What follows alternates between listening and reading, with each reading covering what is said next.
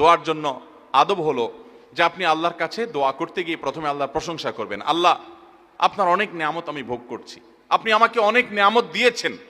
স্বীকৃতি দেওয়া যে আল্লাহ আমি সুস্থ, অনেকে সুস্থ না।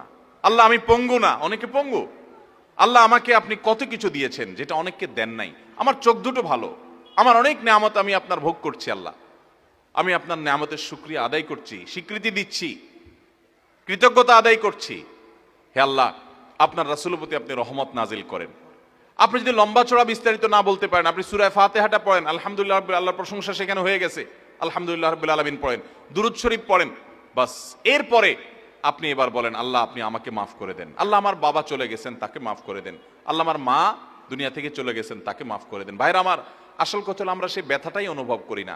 আপনার মৃত আত্মীয় স্বজনের জন্য যদি আপনার সেই ফিলিংস কাজ করতো তো চোখের পানি ফেল ফেল ফেল করে আসতো। আপনি যদি আল্লাহর কাছে কোনো কিছু মায়ের পেঁচ দিয়া অর্থাৎ সুন্দর করে সাজায়া গোছায়া বলতে নাও পারেন, আপনি নিশ্চিত থাকেন শুধু চোখের পানিটা যদি আপনি ফেলেন, চোখের পানিও আসে না, শুধু কান্নার ভান করে আপনি যদি আল্লাহর দিকে হাত তুলে আপনি যদি সময় কাটান এবং কিছু বলার চেষ্টা করেন, আল্লাহ রাব্বুল আলামিন আপনার দিলের ভাষাও পড়তে পারেন। আল্লাহ তাআলা আলিমুম বিযাতিস সুদূর, তিনি বান্দার মনের খবর কি সেটাও জানেন। আল্লাহর কাছে গোপন বলতে কোনো কিছু। অতএব ভাইরা আমার, আমরা দোয়া করতে জানি না, এই অজুহাতে সারা জীবন দোয়া থেকে মাহরুম থাকা চলবে